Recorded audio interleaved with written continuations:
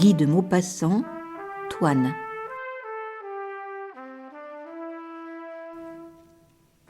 On le connaissait à 10 lieues aux environs, le père Toine, le gros Toine, Toine Maffine, Antoine Macheblé, dit Brulot, le cabaretier de Tournevent. Il avait rendu célèbre le hameau enfoncé dans un pli du vallon qui descendait vers la mer, pauvre hameau paysan composé de 10 maisons normandes, entourées de fossés et d'arbres.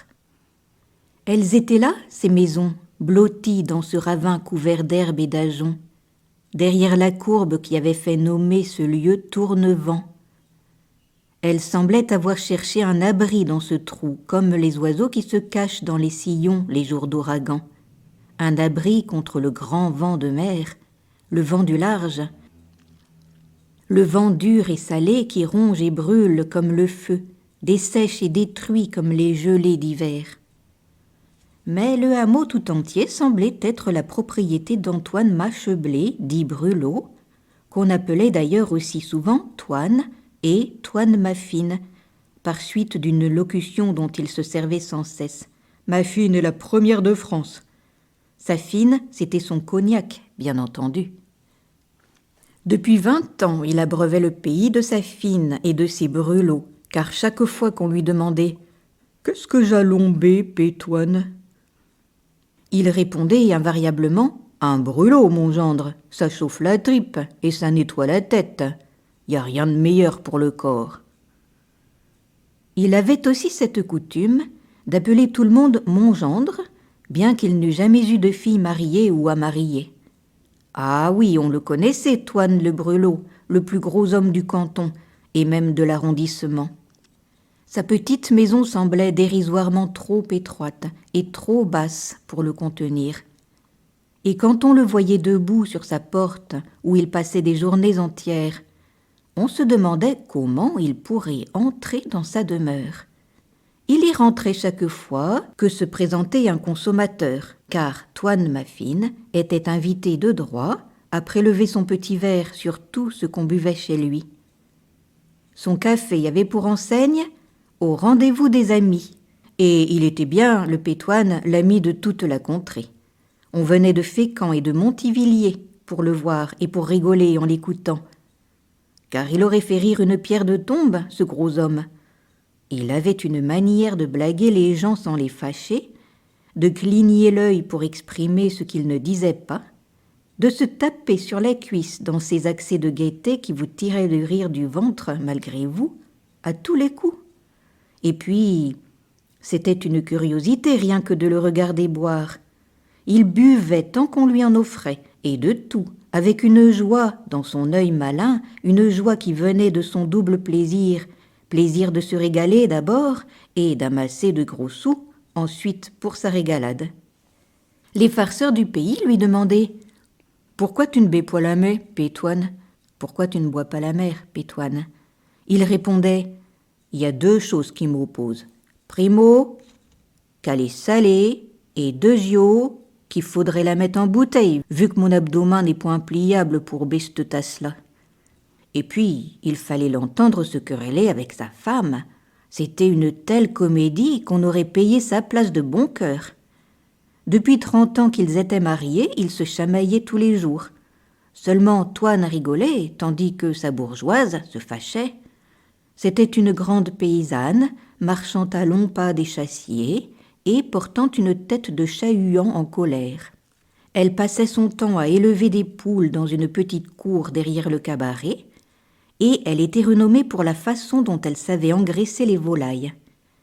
Quand on donnait un repas à Fécamp, chez les gens de la Haute, il fallait, pour que le dîner fût goûté, qu'on y mangeât une pensionnaire de la Métoine. Mais elle était née de mauvaise humeur, et elle avait continué à être mécontente de tout. Fâchée contre le monde entier, elle en voulait principalement à son mari. Elle lui en voulait de sa gaieté, de sa renommée, de sa santé et de son embonpoint. Elle le traitait de propre à rien, parce qu'il gagnait de l'argent sans rien faire, de sapa parce qu'il mangeait et buvait comme 10 hommes ordinaires, Et il ne se passait point de jour sans qu'elle déclarât d'un air exaspéré: « Ça serait-il point mieux dans les tables à cochons un qui tout comme ça? C'est que de la graisse, que ça en fait mal au cœur. » Et elle lui criait dans la figure: « Espèce un brin, je verrai qu'arrivera, je verrai bien. Ça crèvera comme un sac à grains, ce gros bouffi. » Toine riait de tout son cœur en se tapant sur le ventre et répondait: « Hé, la mépoule, ma planche, tâche d'engraisser comme ça de la volaille, tâche pour voir. » Et, relevant sa manche sur son bras énorme, « En v'là un aileron, la mé, en v'là un !» Et les consommateurs tapaient du poing sur les tables en se tordant de joie, tapaient du pied sur la terre du sol et crachaient par terre dans un délire de gaieté. La mère, furieuse, reprenait: « Espère un brin, je verrai ce qu'arrivera, ça crèvera comme un sac à grains. » Et elle s'en allait, furieuse, sous les rires des buveurs. Toine, en effet, était surprenant à voir, tant il était devenu épais et gros, rouge et soufflant. C'était un de ces êtres énormes qui, sur la mort, semblent s'amuser avec des ruses, des gaietés et des perfidies bouffonnes, rendant irrésistiblement comique son travail lent de destruction. Au lieu de se montrer comme elle fait chez les autres, la gueuse, de se montrer dans les cheveux blancs, dans la maigreur, dans les rides, dans l'affaiblissement croissant qui fait dire avec un frisson « Bigre, il a changé !» Elle prenait plaisir à l'engraisser, celui-là, à le faire monstrueux et drôle, à l'enluminer de rouge et de bleu, à le souffler, à lui donner l'apparence d'une santé surhumaine. Et les déformations qu'elle inflige à tous les êtres devenaient chez lui risibles, cocasses, divertissantes, au lieu d'être sinistres et pitoyables.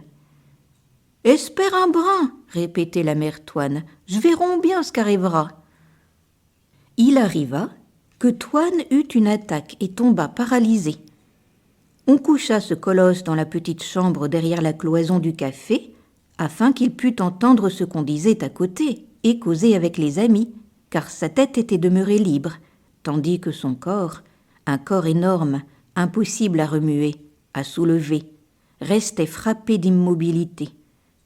On espérait, dans les premiers temps, que ses grosses jambes reprendraient quelque énergie, mais cet espoir disparut bientôt, et Toine Maffine passa ses jours et ses nuits dans son lit qu'on ne retapait qu'une fois par semaine, avec le secours de 4 voisins, qui enlevaient le cabaretier par les 4 membres pendant qu'on retournait la paillasse. Il demeurait gai pourtant, mais une gaieté différente, plus timide, plus humble, avec des craintes de petit enfant devant sa femme qui piaillait toute la journée. « Le v'là le gros papa, le v'là le propre à rien, le feignant. Ce gros sous l'eau, c'est du propre, c'est du propre. » Il ne répondait plus. Il clignait seulement de l'œil derrière le dos de la vieille, et il se retournait sur sa couche, seul mouvement qui lui demeura possible. Il appelait cet exercice faire un va au nord ou un va au sud. Sa grande distraction maintenant, c'était d'écouter les conversations du café et de dialoguer à travers le mur quand il reconnaissait les voix des amis. Il criait « Eh, mon gendre, c'était Célestin ?» Et Célestin Mademoiselle répondait « C'est mé, Pétoine. C'est-y que tu regalopes pour lapin ?» Toine Maffine prononçait « Pour galoper, point encore, mais je n'ai point maigri. Le coffre est bon. » Bientôt il fit venir les plus intimes dans sa chambre, et on lui tenait compagnie, bien qu'il se désolât de voir qu'on buvait sans lui. Il répétait « C'est ça qui me fait deuil, mon gendre, de ne plus goûter de ma fine, nom d'un nom. Le reste, je m'en gargarise, mais de ne point bé, ça me fait deuil. » Et la tête de chat-huant de la mère Toine apparaissait dans la fenêtre. Elle criait « Guettez-le, guettez-le, acheteur, ce gros feignant qu'il faut nourrir, qu'il faut laver, qu'il faut nettoyer comme un porc. » Et quand la vieille avait disparu, un coq aux plumes rouges sautait parfois sur la fenêtre, regardait d'un œil rond et curieux dans la chambre, puis poussait son cri sonore. Et parfois aussi, 1 ou 2 poules volaient jusqu'au pied du lit, cherchant des miettes sur le sol. Les amis de Toine Maffine désertèrent bientôt la salle du café pour venir, chaque après-midi, faire la causette autour du lit du gros homme. Tout couché qu'il était, ce farceur de Toine, il les amusait encore. Il aurait fait rire le diable, ce malin-là. Ils étaient 3 qui reparaissaient tous les jours. Célestin Maloiselle, un grand maigre un peu tordu comme un tronc de pommier, Prosper Orlaville, un petit sec avec un nez de furet, malicieux, futé comme un renard, et Césaire Paumelle, qui ne parlait jamais, mais qui s'amusait tout de même. On apportait une planche de la cour, on la posait au bord du lit et on jouait au domino, pardi, et on faisait de rudes parties, depuis 2 heures jusqu'à 6. Mais la mère Toine devint bientôt insupportable. Elle ne pouvait point tolérer que son gros feignant d'homme continuât à se distraire en jouant au domino dans son lit, et chaque fois qu'elle voyait une partie commencer, elle s'élançait avec fureur, culbutait la planche, saisissant le jeu, le rapportait dans le café et déclarait que c'était assez de nourrir ce gros suifeux, à ne rien faire, sans le voir encore se divertir comme pour narguer le pauvre monde qui travaillait toute la journée. Célestin Maloiselle et Césaire Paumelle courbaient la tête, mais Prosper Orlaville excitait la vieille, s'amusait de ses colères. La voyant un jour plus exaspérée que de coutume, il lui dit « la mère, savez-vous ce que je ferais, mais si j'étais de vous ?» Elle attendit qu'il s'expliquât, fixant sur lui son œil de chouette. Il reprit « Il est chaud comme un four, votre homme qui ne sort pas de son lit. Eh ben, mais je l'y ferai couver des œufs. » Elle demeura stupéfaite, pensant qu'on se moquait d'elle. Considérant la figure mince et rusée du paysan, qui continua « J'y en mettrai 5 sous un bras, 5 sous l'autre, le même jour que je donnerai la couvée à une poule. Ça naîtrait de même. Quand il serait éclos, je porterai à votre poule les poussins de votre homme pour qu'elle les élève. Ça vous en ferait de la volaille, mamé. » La vieille, interdite, demanda « Ça se peut-il » L'homme reprit « Si, ça se peut. Pour que ça ne se pourrait point, puisqu'on fait bien couver d'œufs dans une boîte chaude, on peut bien mettre couver dans un lit. » Elle fut frappée par ce raisonnement et s'en alla, songeuse et calmée. 8 jours plus tard, elle entra dans la chambre de Toine avec son tablier plein d'œufs. Elle lui dit « Je viens de mettre la jaune au nid avec 10 œufs, et v'là 10 pour thé. Tâche de ne point les casser. » Toine, éperdue, demanda « Que tu veux ?» Elle répondit « Je veux que tu les couves, propre à rien. » Il rit d'abord, et puis, comme elle insistait, il se fâcha, il résista. Il refusa résolument de laisser mettre sous ses gros bras cette graine de volaille que la chaleur ferait éclore. Mais la vieille, furieuse, déclara « Tu n'auras point de fricot tant que tu ne les prendras point. Je verrai bien ce qu'arrivera. » Toine, inquiet, ne répondit rien. Quand il entendit sonner midi, il appela « la mé, la soupe est-il cuite ?»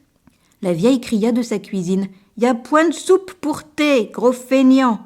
Il crut qu'elle plaisantait et attendit, et puis il pria, supplia, jura, fit des vattes au nord et des vattes au sud, désespéré, tapa la muraille à coups de poing, mais il dut se résigner à laisser introduire dans sa couche 5 œufs contre son flanc gauche, après quoi il eut sa soupe. Quand ses amis arrivèrent, ils le crurent tout à fait mal, tant il paraissait drôle et gêné. Puis, on fit la partie de tous les jours, mais Toine semblait n'y prendre aucun plaisir et n'avançait la main qu'avec des lenteurs et des précautions infinies. « T'as donc le bras noué ?» demanda Orlaville. Toine répondit « J'ai quasiment une lourdeur dans l'épaule. » Soudain, on entendit entrer dans le café, les joueurs se turent, c'était le maire avec l'adjoint. Ils demandèrent 2 verres de fine et se mirent à causer des affaires du pays. Comme ils parlaient à voix basse, Toine Brelot voulut coller son oreille contre le mur et, oubliant ses œufs, il fit un brusque va-t-au-nord qui le coucha sur une omelette. Au juron qu'il poussa, la mère Toine accourut et, devinant le désastre, le découvrit d'une secousse. Elle demeura d'abord immobile, indignée, trop suffoquée pour parler devant le cataplasme jaune collé sur le flanc de son homme. Et puis, frémissant de fureur, elle se rua sur le paralytique et se mit à lui taper de grands coups sur le ventre, comme lorsqu'elle lavait son linge au bord de la mare. Ses mains tombaient l'une après l'autre avec un bruit sourd, rapide comme les pattes d'un lapin qui bat du tambour. Les 3 amis de Toine riaient à suffoquer, toussant, éternuant, poussant des cris, et le gros homme, effaré, parait les attaques de sa femme avec prudence, pour ne point casser encore les 5 œufs qu'il avait de l'autre côté. Toine fut vaincu, il dut couver, il dut renoncer aux parties de domino, renoncer à tout mouvement, car la vieille le privait de nourriture avec férocité chaque fois qu'il cassait un œuf. Il demeurait sur le dos, l'œil au plafond, immobile, les bras soulevés comme des ailes, échauffant contre lui les germes de volaille enfermés dans les coques blanches. Il ne parlait plus qu'à voix basse, comme s'il eût craint le bruit autant que le mouvement, et il s'inquiétait de la couveuse jaune qui accomplissait dans le poulailler la même besogne que lui. Il demandait à sa femme « La jaune a-t-elle mangé à nuit ?» Et la vieille allait de ses poules à son homme et de son homme à ses poules, obsédée, possédée par la préoccupation des petits poulets qui mûrissaient dans le lit et dans le nid. Les gens du pays qui savaient l'histoire s'en venaient, curieux et sérieux, prendre des nouvelles de Toine. Ils entraient, à pas légers comme on entre chez les malades, et demandaient avec intérêt « Eh ben, ça va-t-il » Toine répondait « Pour aller, ça va. Mais j'ai maugeur tant que ça m'échauffe. J'ai des frémis qui me galopent sur la peau. » Or, un matin, sa femme entra, très émue, et déclara « La jaune en a 7. Il y avait 3 œufs de mauvais. » Toine sentit battre son cœur. Combien en aurait-il, lui ?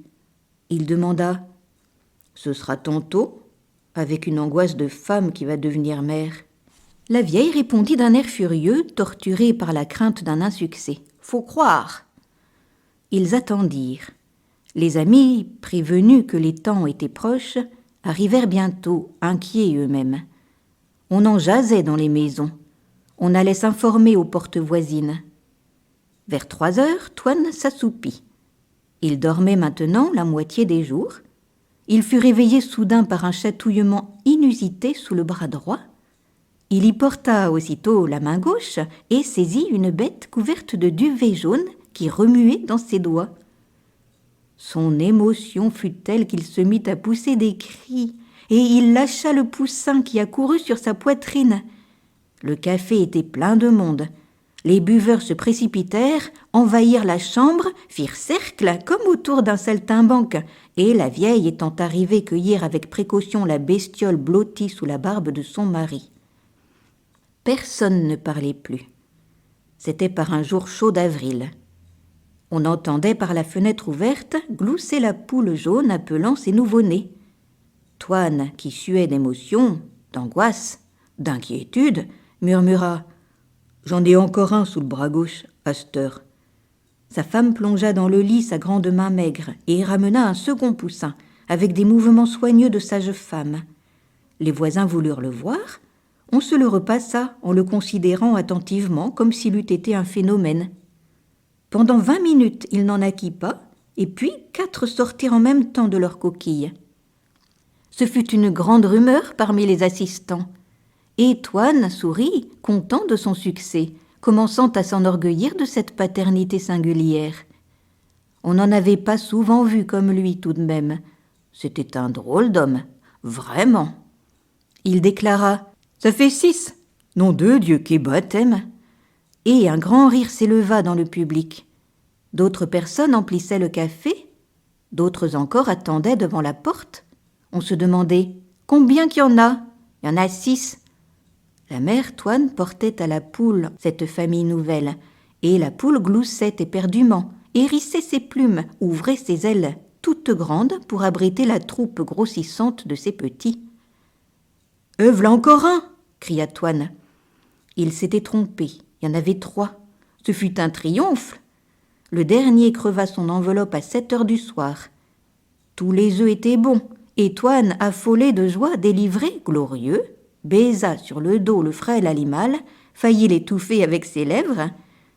Il voulut le garder dans son lit, celui-là, jusqu'au lendemain, saisi par une tendresse de mère pour cet être si petiot qu'il avait donné à la vie. Mais la vieille l'emporta, comme les autres, sans écouter les supplications de son homme. Les assistants, ravis, s'en allèrent en devisant de l'événement, et Orlaville, resté le dernier, demanda « Dis donc, Pétoine, tu m'invites à fricasser le premier, pas vrai ? À cette idée de fricasser, le visage de Toine s'illumina et le gros homme répondit : Pour sûr que je t'invite, mon gendre.